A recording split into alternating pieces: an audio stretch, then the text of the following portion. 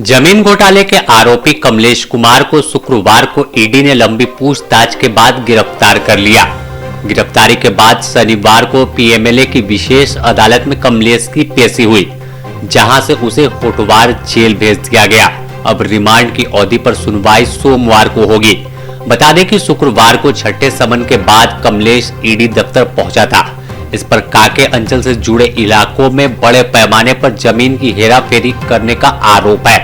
ED ने जब इसके ठिकानों पर दबिश दी थी तो उस ठिकानों से 1 करोड़ रुपए नगद, 100 जिंदा कारतूस और कई दस्तावेज बरामद हुए थे, जिसके बाद ईडी की जांच बढ़ी और ईडी की टीम काके अंचल भी पहुंचकर वहां के अधिकारियों से पूछताछ की थी।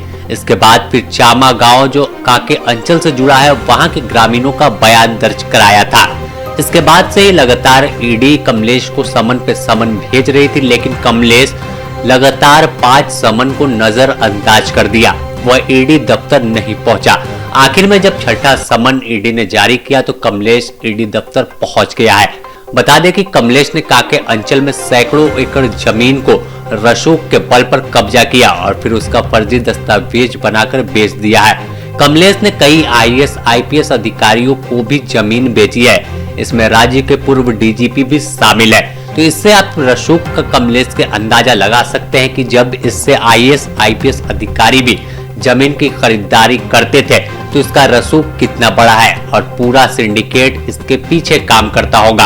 अगर देखें तो कमलेश ने जिस तरह से सैकड़ों एकड़ जमीन को फर्जी दस्तावेज के बल पर बिक्री किया है, तो इसमें अंचल अधिकारी से लेकर राजस्व कर्मचारी और फिर रजिस्ट्रार तक इसकी आंच जाएगी। आखिर जब दस्तावेज फर्जी था, तमाम पेपर फर्जी थे, तो पहले जमीन की रजिस्ट्री कैसे हुई? अगर रजिस्ट्री हो भी जाती है तो फिर मोटेशन से लेकर रसीद काटने तक की जो प्रक्रिया होती है उसे कैसा पूरा किया गया? इन तमाम सवालों का जवाब भी कमलेश से ईडी के अधिकारी तलाशेंगे। अब रिमांड पर सोमवार को सुनवाई होनी है, तो रिमांड पर लेने के बाद लगातार पूछताछ होगी। तो इसके बाद कई अधिकारी भी जो है ईडी की रडार पर आ जाएंगे।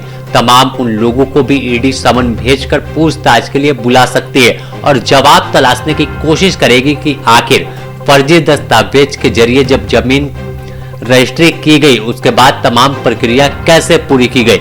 इसके अलावा स्थानीय जो काके अंचल के तमाम कर्मचारी हैं वो भी ईडी की रडार पर आएंगे।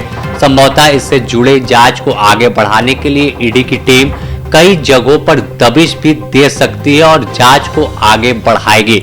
Bureau report, the news post, Ranchi.